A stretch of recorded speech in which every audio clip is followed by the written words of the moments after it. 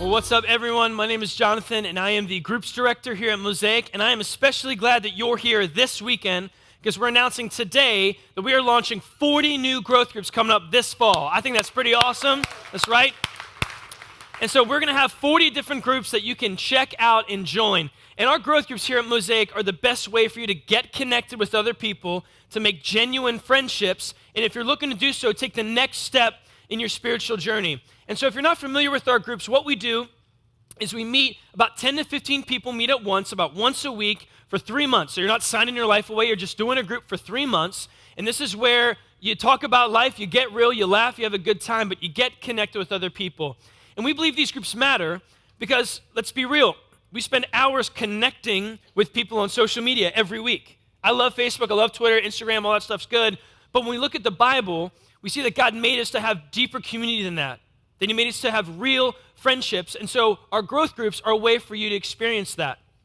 And so something else that we're really excited about for this upcoming semester is not only are we going to have 40 groups, but we're going to do things a little differently. What we're going to do is instead of having a wide variety of topics and you pick which one you want to do, we're actually going to be having all of our groups do a single study of a book called No More Dragons. This book is legit. I've read it. We had some key leaders here read it at Mosaic to make sure that this is something we wanted to do. And so this book is written by a guy named Jim Bergen. He leads a church in Colorado. And in this book, it's going to tackle a lot of the questions we have. You know, like, what is the purpose of prayer? What does it mean to have real faith during hard times? Why do I end up being someone that I don't want to be sometimes? And how do I change who I am? How does God fit into that process? And so in this group, in these No More Dragons groups that we're going to have, you're going to get to experience everything our groups have to offer. You're going to get to know some really cool people. Probably going to laugh your face off. You're going to get to know people who are real. We don't want people to be fake here. We want people to be real about life that they're living. And then you're going to get to experience a unique curriculum designed by myself and some other key leaders here who spent the last 4 to 5 months creating a curriculum that goes along with this book that points us to the Bible and forces us to sort of ask questions about ourselves and also ask questions about God. So I'm really excited about this. The way that you're going to get into these groups is by going to our website, www.mosaicgroups.org. You can access this when you leave today on your smartphone or on your computer. And this is our website that you're going to be using to sign up for a group. Now, we didn't want you guys who show up at the 11 o'clock service to get the shaft, so we don't open signups until 1:30 p.m. today. The way that you're going to sign up for these groups is to go to our website. You'll be able to look here, and while you look, you'll see that because we're all doing the same study, we actually broke down our groups based on who's going to be in the group. So we have some groups that are open to all people. We have some for college students. We have 2 groups for high school kids and middle school kids. So if you're a teen and you want to get connected here at Mosaic, if you love being here and you want to get to know other teens, that's the best way to do that. We're also going to have a military group for people who work on Fort Meade, who have a job that you can't talk about, but you'll be able to meet with other guys and have lunch there. I think it's on Mondays. You'll check the website to find that out. But this is going to be how you sign up. And again, this site goes live at 1:30 p.m. today. So when you get out of here, you want to go to a computer or use your phone, set an alarm to sign up, because some of these groups will be full by tonight. So if you want to get into a group, you want to get connected, we would love for you to do that. And here's the last thing I'll say on it. We put our money where our mouth is with this book. We think this is an opportunity to change your life. We think this semester is going to be the best one we've ever had. We bought hundreds of these books for $12 a pop. We're going to sell them for $10 a pop. We're going to take a hit as a church because we want you to get this book cheaper than you can get it anywhere else. It's $13 on Amazon Prime. You get it for $10 in the lobby with a card or cash. And that's not going to our profit or anything. It's just, actually, we're taking a hit. But we want you to get connected into these groups and experience life to the full. It's one of the themes that we talk about here in this book, No More Dragons. So if you've never been in a group before, I want you to take a risk. You can blame me if you hate it, but I don't think you will. I think we're going to have a great time. We're going to get to know some really awesome people and experience God in a new way this fall. Our groups will launch in 4 weeks. Go to mosaicgroups.org at 1:30 p.m. today to sign up.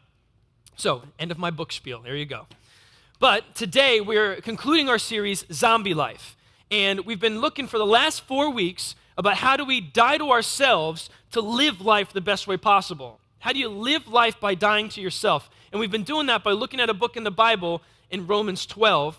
And today, we're going to look at the final chunk of Romans 12 and talk about something that's pretty practical for everybody in this room. We're going to look at how do you deal with difficult people. Now, if you're married, don't look at each other because that happened at last service. You know, it's kind of an easy tell who's a difficult person in your life. Don't look at the person next to you. You would just stay here. We'll get through this. We're going to look at how do you deal with difficult people. And I don't know about you, but a time when I am reminded constantly that people are difficult is when I'm stuck on the highways of Maryland. Can I get an amen? Come on. Maryland drivers are not good. I'm one of them.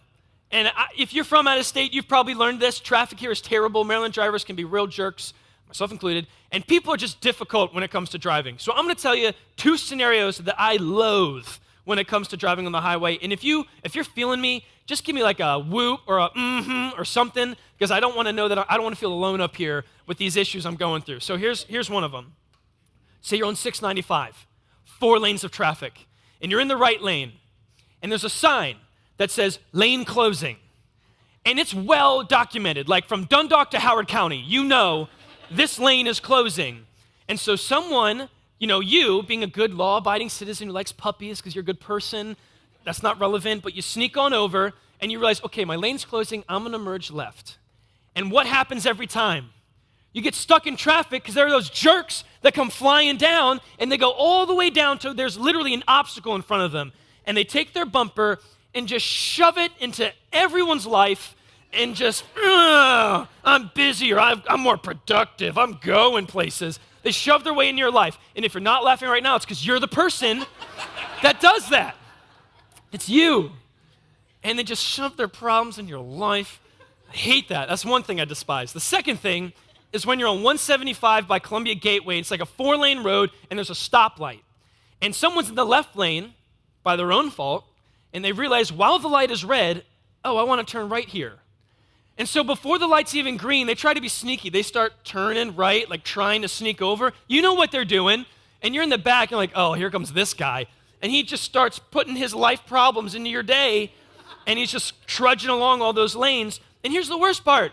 Every time that happens, they're never like super apologetic. They're sort of just, they have their phone up, and they're like, I'm sorry, I had no other options. I have to. No, you don't. There's a stoplight in like half a mile. Turn then. Anyway, that's my problems. Rant over. There you go. All right. Those are my problems. But when it comes to people who are strangers to us, who are difficult, it's easy to distance yourself. If someone's bothering you and you don't know them really, you can remove yourself from their presence and you're going to be okay. But the question I want to ask is, what happens when the difficult people in our lives are the people who are close to us? Because the people who hurt us the most are the ones that we let into our lives. People who are close to us are able to hurt us the most. And so today, I want to look at, how do you deal with the difficult people in your life that you just can't remove yourself from? How do we care for the difficult people, like your coworker who lies about their productivity and you get the shaft at work? How do you deal with your child who's an adult now, and they hear what you tell them, but then they do the opposite every time? What do you do when the person sitting next to you right now is the difficult person in your life? Stay with me. Here we go. Don't look at them. Look at me. We're going to get through this. And so my goal is that by looking at Romans 12, we're going to see not just how to deal with difficult people, but how do you turn a difficult relationship into a peaceful one?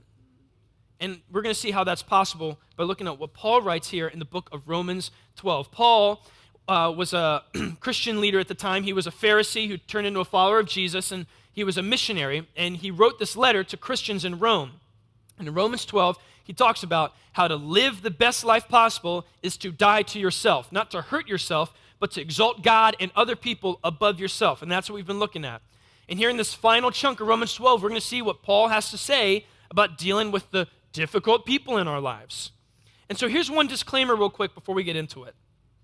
Just because you're here and you're a Christian today, that does not mean that you are not a difficult person. Preach? All right. And if you are here and you're not a Christian, that doesn't mean that I think you are a difficult person. In fact, for me, when I was in college, some of the most difficult people in my life were the Christians. And I love this about Mosaic. I don't know any Debbie Downers here at Mosaic, but man, Christians can be Debbie Downers. You guys remember that SNL skit, Debbie Downer? Where someone would say, man, I'm going to eat a steak today. And that person would come in and be like, there was a mad cow disease outbreak in Kansas. Like just downers. Well, for me in college, Christians were the Debbie Downers. And so I'm at like a football game or something. I see this huge jack dude. I snap a photo. I'm like, man, look at this guy. He's huge. Imagine the discipline he has in the gym. And then some Debbie Downer comes in and goes, what if we were all that disciplined about reading our Bible? Or if you get tickets to a Ravens game and you're like so pumped for Sunday and you're like, can't wait for the game this Sunday, then someone comes in and goes, what if we were all that excited about church on Sunday? Or another one could be when you're going to a concert. Say you're at the concert and it's jumping. The place is banging. There's noise everywhere. You're taking a video on Instagram. You're like, this place is off the hook. And then someone goes, they could give away tickets to a Jesus concert, but no one would go. And what is a Jesus concert? Is Jesus playing bass? Like, I don't understand. Is he wearing a tuxedo t-shirt? I don't know. But all that to say, I don't care if you're here and you're a Christian, or if you're an atheist, or you're a skeptic, or you're investigating God with an open heart. What Paul writes about here about difficult people is relevant in your life. It's relevant in your life, especially if you want to learn how to take a difficult relationship and turn it into a peaceful one. And so let's get right into it. Romans 12, we're going to look at verses 14 to 21 today. Here's what Paul says. Bless those who persecute you. Don't curse them. Pray that God will bless them. Be happy with those who are happy and weep with those who weep. Live in harmony with each other. Don't be too proud to enjoy the company of ordinary people, and don't think you know it all. Never pay back evil with more evil. Do things in such a way that everyone can see you are honorable. Do all that you can to live in peace with everyone. Now we're going to stop real quick because I don't want you to miss something that I missed the first time I read this. Paul says, and I quote, do all that you can to live in peace with everyone. I don't get along with everyone. What does this mean? Does this mean I have to be buddy-buddy with every person in my life? Thankfully, no. Let's look at this. Another translation of the Bible puts it this way. If it is possible, as far as it depends on you, live at peace with everyone. As far as it depends on you, live at peace with everyone. And we see what Paul is saying is that living at peace with people is not about controlling your relationship or controlling how other people view you. It's about cultivating a heart that's peaceful toward others. We're not controlling how others view us. We're cultivating our own hearts to be at peace with other people. We do what Paul says, that as far as we can control, as far as it depends on us, we can be at peace with everyone. So a great question to ask is, how do we actually do that? And I want you to stay with me for another couple minutes because we're going to get there in a second. But let's keep reading the rest of Romans 12, verses 19 to 21. It says, dear friends, never take revenge. Leave that to the righteous anger of God. For the scriptures say, I will take revenge. I will pay them back, says the Lord. Instead, if your enemies are hungry, feed them. If they are thirsty, give them something to drink. In doing this, you will heap burning coals of shame on their heads. Don't let evil conquer you, but conquer evil by doing good. Okay, so we just finished Romans 12, and Paul says, don't curse people who curse you. Give them something to eat when they're hungry. Give them drink when they're thirsty. Don't take revenge. Pray that God will bless them when they curse you. All this stuff sounds really nice, but it's completely countercultural to what we're inclined to do as people. I mean, we see this even in children. If you have a kid and your child has a toy taken from them by another baby, that baby will slap the other baby. That's just what we do when we're kids. As humans, we're inclined to want to retaliate. But here's something that we need to embrace if we're even going to begin to learn how we take a difficult relationship and make it a peaceful one.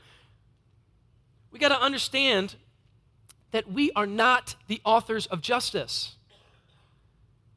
We're not the authors of justice, but God is.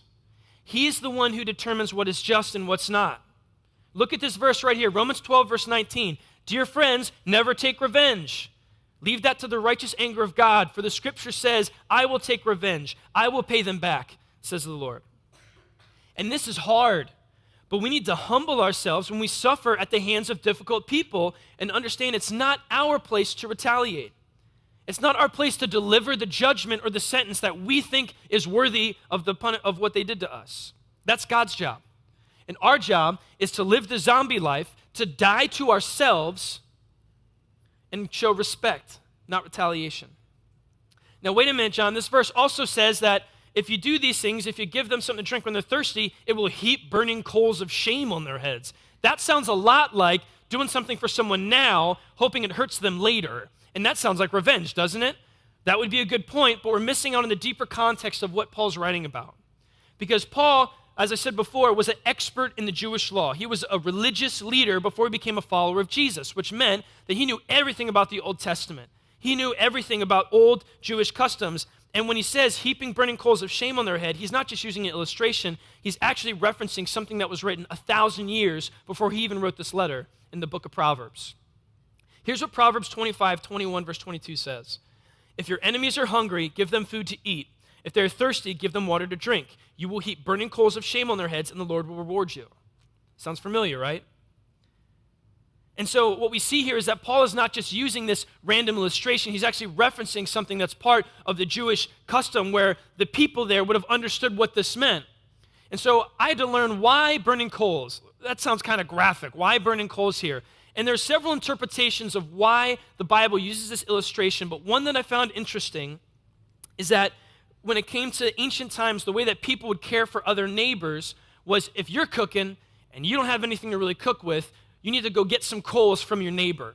You would need to go somewhere else and ask someone to be generous and give you coals so that you could cook your food. And so it was a sort of a gesture of good relationship between neighbors if someone was willing to give their coals to someone else. And oftentimes they would carry things in big pot stoves, and that was really heavy, so they put them on their heads and go from home to home. So in order to give someone a heaping pile of coal, that actually meant you were being pretty generous, that you were showing respect, that you cared for someone, that you were willing to show that you're willing to do this for someone. And this thinking, this interpretation goes in line with what Paul is writing about right here. He's saying that we should show respect, not retaliation, to our enemies, that we should treat our enemies and people who make our lives difficult not as someone that we need to retaliate to, but someone that we need to respect, like a kind neighbor. And so at first glance at Romans 12, we see initially that living the zombie life is about acknowledging that we're not the authors of justice and understanding that with difficult people, we need to show respect, not retaliation. Now, some of you saying, John, that sounds real good, that sounds nice, but how do I actually do this with the people in my life? How am I supposed to care for that difficult person who keeps getting in trouble at work and I keep having to pick up the slack and they just suck the life out of me? How am I supposed to care for that difficult person who just whines and moans and complains all the time and they've latched on to me and I can't seem to get rid of them? And on a more serious note, how do you deal with the difficult person in your life when it's your spouse and the relationship's kind of going down the tubes and they don't even want to try anymore? How do you deal with that difficult person? Well, for the rest of the day, I want to look at 3 key practical steps that we can do to turn a difficult relationship into a peaceful one. And it's important to know that we should do this because we're called to by God, but it's really important that we know how to do it, because if we don't know how to care for the difficult people, if we don't know how to handle those relationships, we find ourselves fighting fire with fire, we end up just being part of the problem, or we end up getting walked all over. And that's not what God has for you either. Now, I don't know if you know this about me, but I grew up on the streets in the city, Ellicott City. And if you're not familiar with this area, Ellicott City is basically the most non-hood, non-rough, non-ghetto place in the history of America. It's like all sunshines and rainbows over there. And Ellicott City is a good place to grow up, but just because I didn't live in a rough area doesn't mean that I didn't have to deal with rough people. And I experienced this in 5th grade, because in 5th grade, I got invited to my first co-ed pool party. Big deal. What up? I was so pumped. The cool kids were hosting it, and I was not in that crowd, but I got invited somehow, so I went. And I showed up. I didn't know how to talk to any girls, so I just got in the pool because I figured, hey, that'll be a good way to interact with some people. Nope, no one got in the pool, the whole party. And for like 20 minutes, I'm just swimming around like a fish. No one's in there. And I don't know what to do. And so one of the cool guys comes up and says, hey, John, how long can you hold your breath? And I was like, yes, this is my chance. I can impress them all by holding my breath. So I take a deep breath, I go down, and I see everyone watching from underneath the water, and I'm like, all right, this is good. And then eventually they start leaving kind of quickly, and I don't know what's happening. So I come up for air, and all the kids are pointing and laughing at me as they run into the house. It's terrible. It's okay, my counselor said I can talk about it now. So we're good. But the kids sent me underwater so that they would leave me. I felt terrible, and I didn't know how to handle difficult people, and so what did I do? I walked around the pool and cleaned up after them because I didn't know what else to do with myself. The mom came out and was like, hey, sweetie, are you okay? And I'm like, yeah, I'm fine. It's okay. I felt horribly alone in that moment. And for the rest of middle school and high school, this is how stupid it is, I tried to gain the approval of those people, of that crowd, because I didn't know how to handle difficult people in my life as a fifth grader. On a quick side tangent, I want you to know that if you're in middle school or high school and you're here today, do not put up with that stuff. I subjected myself to it. You see so many kids trying to seek the approval of people that they shouldn't even worry about. If you're in middle school or you're in high school, find people who think you're valuable, who get you, who understand you. God puts value in you so much so that he sent his son Jesus to die on a cross, so don't surround yourself with people who think you're crap. Because God sees you as valuable, and you should be with people who think that too. Side tangent over. Okay. There you go.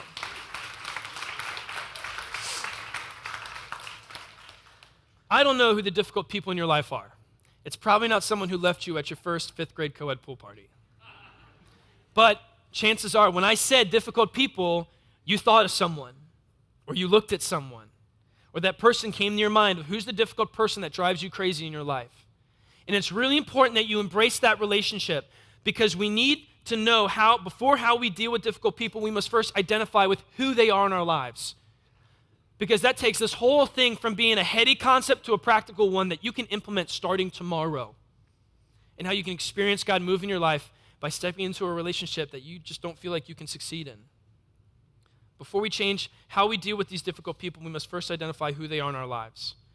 And so here are three quick things, three very practical things you can do to deal with difficult people. If you're not taking notes, I'd encourage you to jot these down, because with everyone who's difficult in your life, these things are going to help you. Some of these points are from a great pastor in California named Rick Warren. He's super practical. I love that about him. So here we go. Three practical things we can do to deal with difficult people. Number one, don't take it personally. Number one, don't take it personally. Refuse to be offended. Because here's the reality. When someone treats you poorly, it shows who they are, not who you are. When someone's difficult, it shows who they are, not who you are. You are not defined by how people treat you. And it's really interesting because in Romans 12:16, Paul writes this: don't think you know it all. And I wondered why he wrote that. And I think it's because when we pretend we know everything, pretend we know it all, we miss the deeper issues and the deeper reasons why people are hurting us, why people are making our lives difficult. We shouldn't pretend that we know it all. And how do we not take it personally? Rick Warren says it this way. He says, pray that God will give you a tender heart and a tough hide. Pray that God will give you a tender heart and a tough hide. Proverbs 12, verse 16 says this: fools show their annoyance at once, but the prudent overlook an insult. I want to be like that. So the first step is don't take it personally. And here's the thing, there's a lot to be offended about in this world. I get offended by sexual exploitation, poverty, hypocrisy, arrogance, and racism. Those things, I will fight over them. But there are things that people do to me that get me just as mad, and it shouldn't. And it's because I take it personally. If we don't take it personally, we can start to consider why the person's being difficult. And the more we learn about someone's circumstance, the easier it is for us to show them grace. It frees us to look beyond the behavior and look to the pain.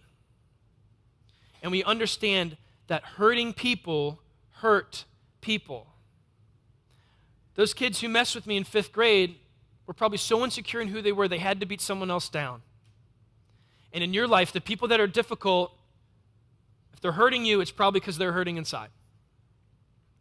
And so the first thing that we need to do is to learn to not take it personally and understand that there are deeper issues at play, and that frees us up to show grace and forgiveness, even when it's hard. That's the first point. The second one is don't wait for an apology. Refuse to be passive. Do not wait for an apology before you forgive, because your reality is there are people that hurt you that have no idea that they hurt you. And if you hold on to that pain, waiting to forgive them, waiting for an apology, you're going to hold on to resentment. Here's something I've never seen someone look good doing. Never see someone look good running with a backpack. You know what I'm saying? You've never seen someone look good running with a backpack. It's just sort of like, I could probably do that in the club. That's a good move. You've never seen anyone look good while running with a backpack. No one's ever really succeeded while running with a backpack. But you know what I've also never seen?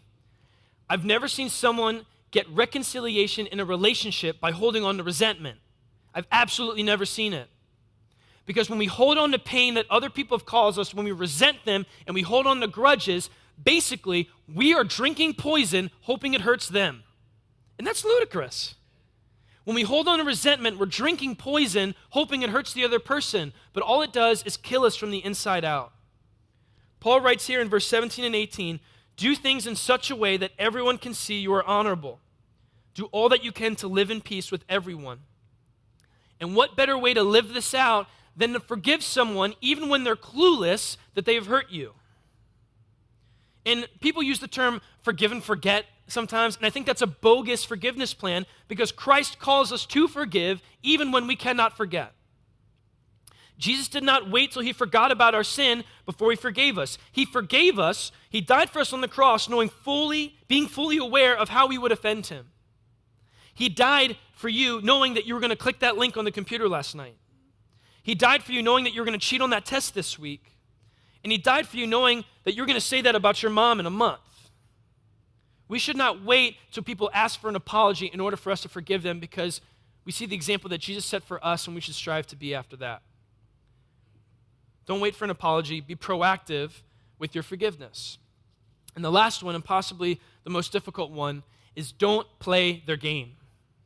With the difficult people in your life, don't play their game. People who know me know that I love to argue. I love to debate. But when I look at the life that Jesus set and the example that he set, we're not called to participate in the argument. We're called to be above that, to not play their game and to take the high ground, take the high road. Jesus was constantly berated by the Pharisees, trying to get him back into a corner and contradict himself, and he never played their games. He would just keep after what he was doing, trying to care for the broken, hurting people of this world and let everyone know, I'm going to make a way for you to have an eternal relationship with God. That's what he was about. He didn't play games.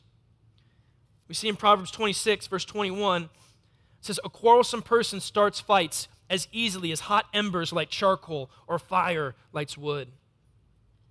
And this may not be new for you, but this blew my mind as I was working on this. Do you know how many people it takes to have an argument? 2. It takes 2 people to have an argument, which means at any given time, if you are in an argument, we are supremely in charge of whether or not we're in the fight. We can remove ourselves from that game. We don't have to play their game. When I find myself in an argument with a difficult person in my life, I can remove myself. I am in control of that. It takes 2 to argue, and we can remove ourselves and take the high road. And this is the hardest step probably because it's where you feel the zombie life the most, when you feel the death to self, when you want to fight and you take it instead, and you trust God to move. And I know this is really hard because there are some of you that are here that have been hurt so bad by someone that you lose sleep at night, that you cry yourself to sleep because of the way that someone's hurt you. And I want you to know that God's there with you. His heart breaks for you. And he wants peace and hope for your life. But the way that you experience that is by not playing in the game, not playing in this fight. It's by taking the high road and not playing in the game. Because ultimately, you can't control how people treat you, but you can control how you respond. And that's how we lead to peace in our lives. What better definition than taking the high ground than knowing what you want to do to someone who hurts you, but you choose to offer them compassion and kindness instead? And in that process, you get to experience what it means to have God move in your life. Because real love is loving unlovely people. Real love is loving unlovely people. And here's the last point. It kind of permeates through everything else. It's not really part of the 3, but it's just a reality that we need to embrace as people, is that if you want to deal with difficult people, you need to embrace that. You are a difficult person. Chances are someone who hears this message this weekend will think you are that person in their life. And that's okay. I always knew I wasn't a perfect person, but I didn't realize how much of a tool I was until I got married. Because I realized how selfish I am, and how rude I can be, and how quickly I get into horrible thoughts, and how I just want myself to be happy all the time. And I'm a difficult person. And we need to look at what Paul writes in Romans 12, at the very beginning of Romans 12. Weeks ago, we touched base on this in Zombie Life. Here's the verse. Don't think you are better than you really are. Be honest in your evaluation of yourselves. We're difficult people. And even though we're difficult, that doesn't mean that removes our ability to care for those other difficult people in our lives. It actually gives us perspective and helps us relate to them on a different level. And ultimately, the reason we need to strive to care for difficult people in our lives is because when we do that, we position ourselves to experience what Jesus did for us. Because the best gift mankind has ever received is God's grace. And forgiveness is when you get off the hook for something. Grace is when you get something you didn't deserve in the first place. And that's what we get in our relationships with God. Because God created us to know him. He made us to have a relationship with him. But because he wanted to have a real relationship, he gave us a choice. You know this, I know this. Real love is when you have a choice not to love someone, but you choose to do it. That's what we experience in marriage. You have a choice to not be with me, but you're choosing to be with me. And so God gave us a choice. And because we're not perfect, because we went our own way, we're sinful people, that means not perfect. We went our own way, that causes separation from God because he's perfect. But God's inexhaustible grace comes into play because he sent his son Jesus to earth. He was fully God, fully man. He lived a perfect life. He ministered to the hurting and broken. And then he said, I'm the way, the truth, and the life. And the religious people at that time weren't cool with that, so they killed him like a criminal on a cross. But the most incredible thing about Jesus wasn't that he just subjected himself to someone else's authority. He submitted, knowing that he would die and knowing that he would rise again so that you and I could have the relationship with God that he always intended. And you know the most amazing thing about what Jesus has done for us is not just the fact that he lowered himself from righteousness to serve us. The thing that blows my mind when I think about it is that he died for me knowing full well that I was going to turn my back on him. That he saw me and said, Jonathan, I know what you're going to do. I know how you're going to offend me. I know that you're difficult, and I'm still going to take all this pain because I want to make a way for you to know me. And because of that reality, we can give love to difficult people because we were difficult to Jesus first. Jesus died on the cross for your sin and your shame, knowing full well what you did in your past, what you're doing right now, and what you're going to do in the future. But he still did it because he loves you. And because of that, we can go to Jesus, not trying to be perfect, but just as we are, knowing that if we step into a relationship with him in faith, turning from our ways and going his way, that we have a relationship with him that'll last forever. Because our reality is that the world is not as God intended for us. The world is broken. There are hurting people in this world. People are difficult. And we lose people we love. The world's not the way it's supposed to be. But Jesus gives us hope. He makes a way for us to push through the stuff that we have to go through so we have hope. Not just to conquer difficult people, but difficult circumstances. And in just a second, we're going to celebrate that hope by taking communion. We're going to pass a tray down your row with a stack of cups that has a cracker and some juice, representing Jesus' blood and his body that was broken for us, knowing that we'd offend him, but he still died for us because he loves us that much. And he made a way so that we could go to him, not as perfect people, but as faithful people. And as you drink, eat and drink, I want to encourage you to think about that reality and to ask God to bless people in your life who irritate you. Because it is easy to love unlovely people, but it is godly to love unlovely people. Will you pray with me?